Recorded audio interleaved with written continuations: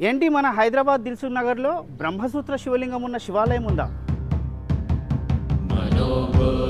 అది కూడా వందల సంవత్సరాల నాటి పురాతన ఆలయమా?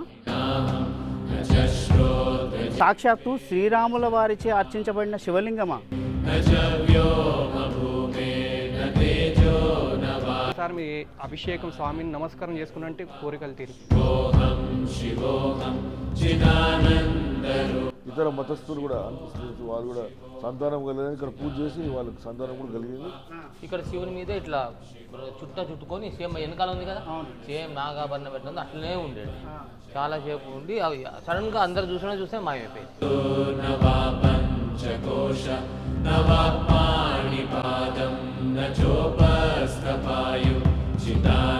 ఇది వింటే మీరెంత ఆశ్చర్యపోయారో నేను కూడా విన్నప్పుడు అంతే ఆశ్చర్యపోయాను. నమస్కారం మిత్రులారా, నేను మీ శ్యామనుమాల తెలుగు థాట్స్ ఛానల్ నుంచి. ఈరోజు మనం హైదరాబాద్ దిల్సుఖ్ నగర్ పక్కనే గడ్డి అన్నారంలో కొలువై ఉన్న శ్రీ ఉమామహేశ్వర స్వామి దేవాలయం వద్దకు వచ్చామండి. లోపలికి వెళ్దాం, ఆ బ్రహ్మసూత్ర శివలింగాన్ని దర్శించుకొని ఈ ఆలయ చరిత్రను తెలుసుకుందాం. అన్నట్టు లైక్, షేరు, సబ్స్క్రైబ్ ఈ మూడు మాత్రం మర్చిపోకండి.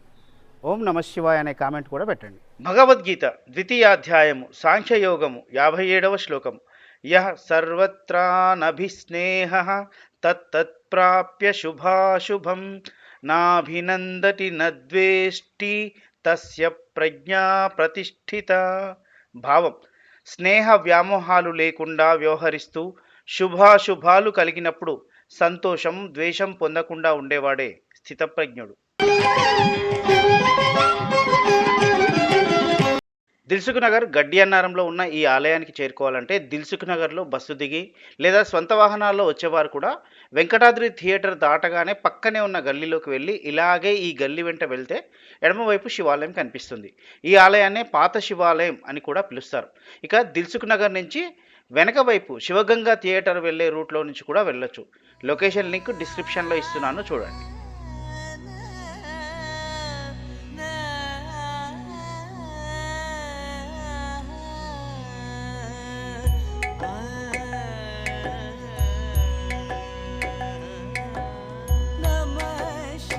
ఒక్కసారి దర్శిస్తే చాలు, ఒక్కసారి అభిషేకం చేస్తే చాలు, ఈ బ్రహ్మసూత్ర శివలింగ రూపంలో ఉన్న శివయ్య మీ కోరికలన్నీ తీరుస్తాడట.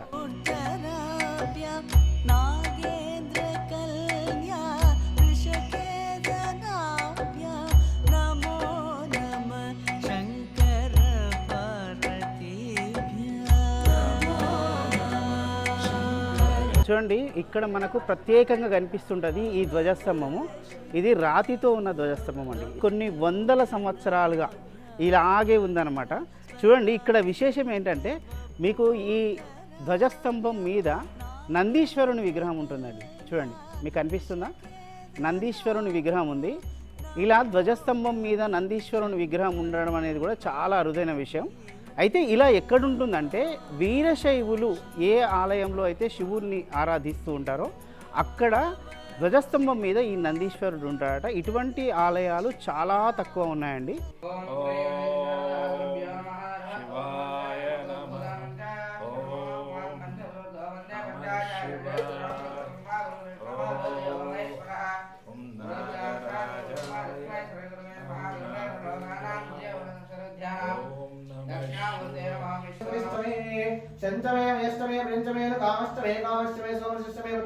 శ్రీ చాగంటి గారు చెప్తారు, బ్రహ్మసూత్ర శివలింగాన్ని చూసినా చాలు, లేదంటే బ్రహ్మసూత్ర శివలింగానికి అభిషేకం చేసిన 1,000,000 సార్లు మామూలు శివలింగాన్ని అభిషేకం చేసినంత పుణ్యం కలుగుతుందంట.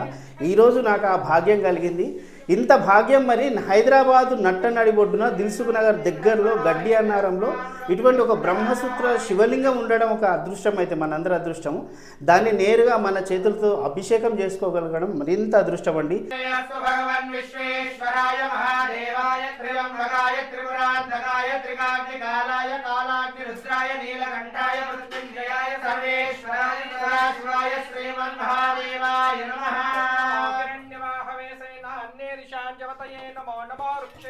ఈరోజు నాకు ఆ అదృష్టం కలిగింది. చూడండి, బ్రహ్మసూత్ర శివలింగం అంటే మనకి ఈ మార్కు కనిపిస్తుంది చూడండి, ఈ గుర్తు ఈ బ్రహ్మసూత్రం అనేది ఈ గుర్తే అండి, శివలింగాల మీద ఉంటుందన్నమాట.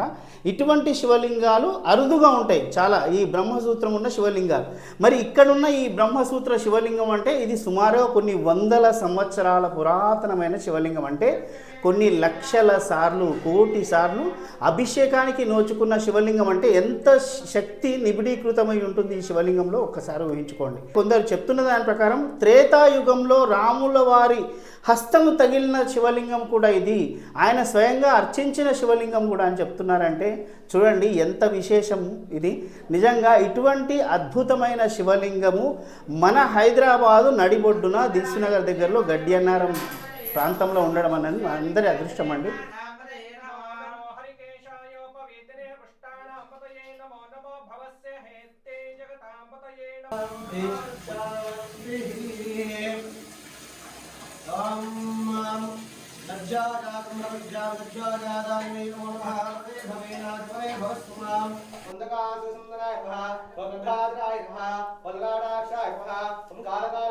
కోటి అభిషేకాలు చేస్తే మామూలుగా ఎంత ఫలితం దక్కుతుందో, బ్రహ్మసూత్రానికి ఒక్క అభిషేకం చేస్తే అంత ఫలితం దక్కుతుంది అనమాట. అటువంటి భాగ్యము మనకు దిల్సునగర్లో గడ్డెన్నారంలో పాత ఉమామేశ్వర స్వామి గుడిలో ఇక్కడ మనకు స్వామివారి దర్శనం ఇచ్చారు. కావున భక్తులందరూ కూడా ఇక్కడ వచ్చి స్వామివారి అభిషేకం చేసుకోవాలి. ఇక్కడికి ఇంకోటి ఏంటంటే భక్తులు స్వయంగా వాళ్ళ చేతులతోనే స్వామివారికి పంచామృత అభిషేకాలు, సుగంధ ద్రవ్యాలు, భస్మ, గంధ, పసుపు, అక్షతాలన్నీ కూడా అభిషేకంతో కూడా స్వామివారి వచ్చింది. స్వామి మాకు ఈ కోరిక ఉన్నది, మీకు తొందరగా నెరవేర్చండి, మీకు మళ్ళీ మేము వచ్చి మీ మొక్కును తీర్చుకుంటామని చెప్పేసి చాలామంది మొక్కుకొని వెళ్ళిన వాళ్ళు ఉన్నారు. ఆ కోరికలు తొందరగా నెరవేర్చుకొని స్వామివారి దగ్గరికి వచ్చి మళ్ళీ ఆశీర్వాదం తీసుకునే వాళ్ళు కూడా ఉన్నారు అనమాట. వచ్చి మళ్ళీ ఎప్పుడు స్వామి మేము వదలమని చెప్పేసి స్వామివారి వెంటనే ఉంటూ స్వామి నిత్యం కూడా అభిషేక అర్చన చేస్తూనే ఉంటారు. శివరాత్రికి ఇక్కడ చాలా భక్తులు చాలామంది వస్తూనే ఉంటారు. దాదాపు మన శివరాత్రికి మన గుళ్ళో 5,000 నుంచి 7,000, 8,000 మంది దాకా జనాలు వచ్చి స్వామివారి దర్శనము అలాగే అభిషేకాలు చేసుకున్నారన్నమాట. బ్రహ్మసూత్ర లింగాలు మనకి ఎక్కడ కనపడవు. అలా అంటే కొన్ని కనబడతాయి, కొన్ని స్థాపిస్తారు, బ్రహ్మసూత్రాలు కొన్ని గీస్తారు. కానీ ఇక్కడ శివలింగం అనేది ఎవరు స్థాపించారో అది ఇంకా ప్రూఫ్ లేదు. ఎవరో ఋషులు వాళ్ళు స్థాపించారని చాలామంది చెప్తుంటారు. ఇక్కడ అంతా పవర్ఫుల్. పొద్దున మీరు లేస్తే మీకు 6 గంటలకల్లా సూర్యకిరణాలు ఫస్ట్ స్వామివారి మీద పడి తర్వాత అమ్మవారి మీదకి వెళ్తాయి. అలా సూర్యకిరణాలు ప్రతినిత్యం సూర్యకిరణాలు పడుతుంటాయి. ఇక్కడ ఏ కోరికలు కొన్నా మీకు తక్షణమే మీరు అభిషేకం చేసిన కనీసం ప్రదక్షిణలు చేసినా కూడా మొక్కి స్వామివారికి ఇలా నాకు ఈ కోరిక జరగాలంటే చెప్పి ఒక్కసారి నమస్కారం చేసుకున్నారనుకోండి, తప్పకుండా ఆ కోరిక అనేది నెరవేరుతుంది. అది 100%. ఇక్కడ ఏంటంటే ఒక్కసారి మీ అభిషేకం స్వామిని నమస్కారం చేసుకున్నంటే కోరికలు తీరు. ఈ ఆలయానికి త్రేతాయుగానికి సంబంధం ఉంది అని చెప్పి కూడా ఒక నానుడి ఉందండి. అంటే ఇక్కడ అందరూ చెప్పుకుంటున్న విషయం ఏంటి అంటే శ్రీరాముల వారు, సాక్షాత్తు శ్రీరాముల వారే ఇక్కడికి వచ్చి ఈ బ్రహ్మసూత్ర శివలింగాన్ని అర్చించారు అని. అయితే దీన్ని కొట్టిపడేయడానికి లేదు. ఎందుకంటే మనము త్రేతాయుగంలో శ్రీరాముల వారు సీతమ్మ వారితో కలిసి పర్ణశాల ఏదైతే మన భద్రాచలం దగ్గరలో ఉన్న పర్ణశాలలో కొద్ది రోజులు ఉన్నారు. అప్పుడే జింకను, బంగారు జింకను వేటాడుతూ కూడా జీడికల్లు వరకు కూడా, అంటే ఈ జనగాం దగ్గరలో మనకు వస్తుంది, జీడికల్లు దగ్గర వరకు కూడా ఆయన వచ్చినట్టుగా కొన్ని ఆధారాలు ఉన్నాయి. ఆ తర్వాత మన హైదరాబాదు శివార్లలోనే తొర్రూరులో వెలిసిన రంగనాథ స్వామి వారిని కూడా సాక్షాత్తు శ్రీరాముల వారు వచ్చి అర్చించినట్టుగా కూడా చరిత్ర చెప్తోంది. దాన్ని బట్టి చూస్తే ఇక్కడ హైదరాబాద్ నడిబొడ్డున ఇక్కడ ఈ గడ్డి అన్నారంలో ఉన్న ఈ ఆలయానికి కూడా శ్రీరాముల వారు వచ్చి ఉంటారు. ఈ బ్రహ్మసూత్ర శివలింగాన్ని ఆయన కూడా అర్చించి ఉంటారు అని అనుకోవడానికి మనం సందేహపడాల్సిన అవసరం లేదు అనిపిస్తుంది. ఇక స్వామివారి వెనుకనే అమ్మవారు చాలా దివ్యంగా వెలిగిపోతూ ఉంటారు, ప్రసన్న రూపంతో కనిపిస్తుంటారు. అన్నట్లు సూర్యకిరణాలు స్వామివారిని అభిషేకించిన తర్వాత ఇదిగో ఈ అమ్మవారిపై కూడా పడతాయి. ఆ దృశ్యం చాలా బాగుంటుందట.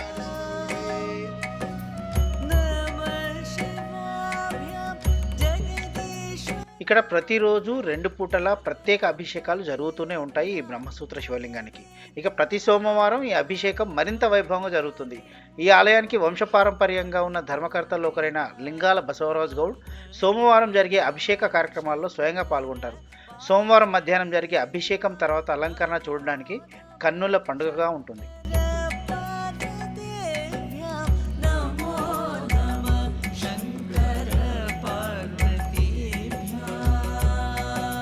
ఇక ప్రతి సోమవారం సాయంత్రం ఇక్కడ జరిగే భజన కార్యక్రమం కూడా చాలా ఘనంగా జరుగుతుంది.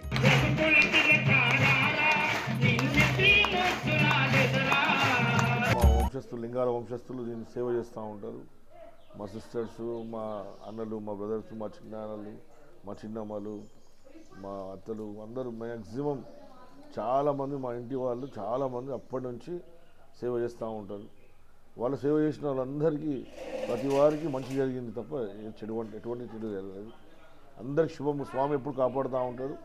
ముఖ్యంగా మా పెద్దమ్మ పెద్దనాన్న వాళ్ళు ఉమాపతి శారదమ్మ అని వాళ్ళు దంపతులు ఉండేవారు. వాళ్ళు ముఖ్యంగా దేవాలయం బాగా సేవ చేసేవాళ్ళు, భక్తి శ్రద్ధలు చేసేవారు. వాళ్ళ నుంచి మాకు కూడా అలవాటు అయిపోయింది. అలా ప్రతి సోమవారం మాత్రము ఎక్కడున్నా ఇక్కడ వచ్చి అందరు సేవ చేసుకుని వెళ్తాం.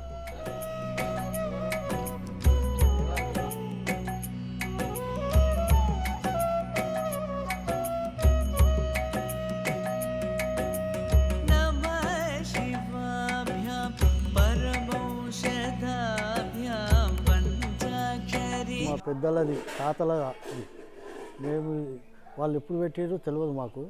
అప్పటి సంది నడుస్తున్నది గుడి. మేము ఎక్కడ ఏమి చేయకుండా చందా చేయకుండా మా ఓన్గా వంశం వాళ్ళమే చేసి దీన్ని ఇంతవరకు డెవలప్ చేసుకుంటూ వస్తున్నాము.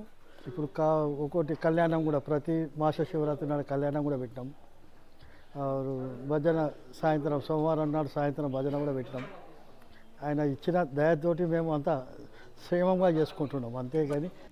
చూడండి, ఇది ఇలా కనిపిస్తోంది అని ఇది కూడా చాలా పురాతనమైన ఆలయం. ఇది అంతా కూడా రాతితో నిర్మించబడ్డ ఆలయం.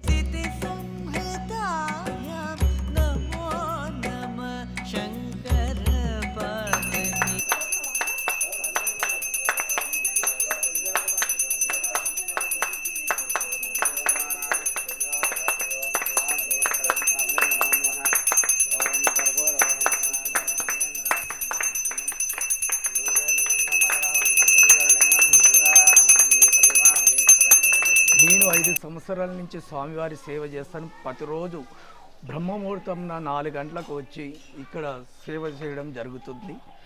ఆ సేవ చేయడం వల్ల నాకు అనేక కష్టాలు, బాధలు, దుఃఖాలు అన్నీ తొలగిపోయి ఆ స్వామివారి యొక్క అనుగ్రహంతో ఇప్పుడు మంచిగా ఉన్నాను. ఇక్కడ కాలభైరవుడు, వరాయి మాత, కాళికమాత, దుర్గమ్మ, శివుడు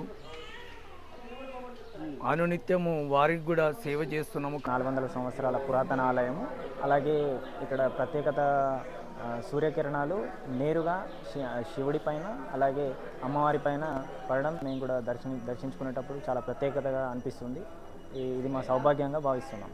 ఇక ఇక్కడ స్వామివారు అమ్మవారి మహత్యం గురించి చెప్పాలంటే అండి ఈ వీడియో సరిపోదు. మచ్చుకు కొన్ని చెప్పుకుందాం మనం. ఇక్కడ పక్కనే వెంకటేశ్వర స్వామి ఆలయం ఉందండి.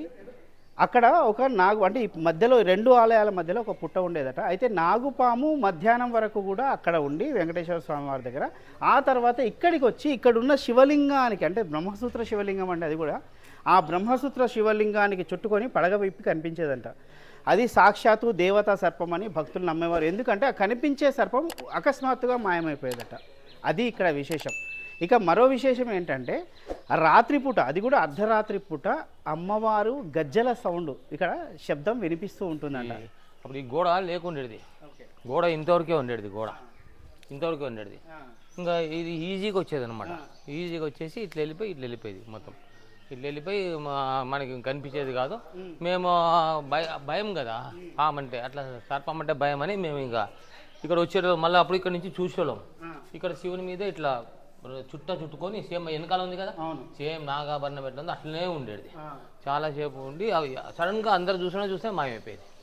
చాలా రోజులు నడిచింది. ఇప్పుడు కూడా రాత్రి కూడా ఈ అమ్మవారిది రాత్రి కూడా గజ్జల శబ్దము అట్లా వస్తుంటుంది. మనం నవరాత్రులు చేసినప్పుడు మొత్తము ఇక్కడ అమ్మవార్లు చాలా పిల్లలకి, అమ్మాయిలకి, లేడీస్లకి అమ్మవార్లు వస్తారు.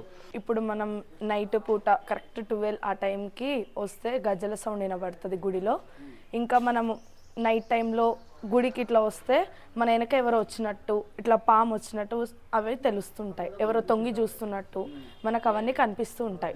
నవరాత్రులలో మనం గేట్ వేస్తాం, ఇక్కడ గేటు మూసేటప్పుడు కానీ అమ్మవారి చేతులు అవి కింద పడ్డం, వెండివి పెట్టినప్పుడు ఇవన్నీ జరుగుతూ ఉంటాయి.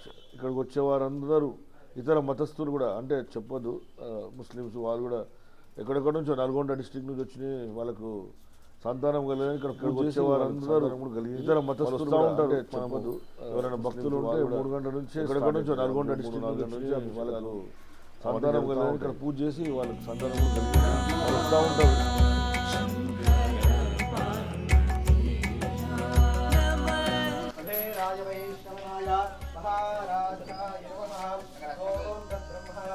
ఈ గుడి కట్టి 500 సంవత్సరాలు అయినాయి, కానీ బాగానే పూజలు, అర్చనలు, కళ్యాణము అన్నీ బాగానే జరుగుతుంది. వచ్చిన వాళ్ళు ప్రతి భక్తులు కూడా మంచిగానే సహకరించి అన్ని పూజలు జరుపుకుంటున్నారు. ఈ శివాలయంలో అనుకున్న కోరికలు కూడా బాగానే నెరవేరుస్తున్నాయి. మేము అనుకున్న కోరికలు కూడా కొన్ని నెరవేర్చినాయి.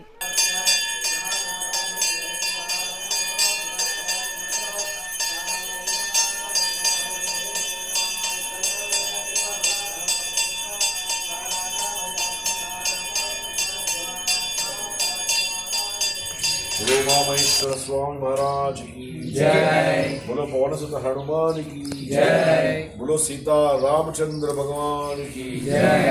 ఒక్కసారి దర్శిస్తే, ఒక్కసారి అభిషేకిస్తే చాలు కోటి రెట్ల ఫలితం ఇచ్చే ఈ బ్రహ్మసూత్ర శివలింగ రూపంలో ఉన్న శివయ్య మనలోని ఆధ్యాత్మిక చైతన్యాన్ని మరింత ప్రజ్వలింప చేయాలని ఆకాంక్షిస్తూ సైనింగ్ ఆఫ్ మీ శ్యామ్ అనుమాల.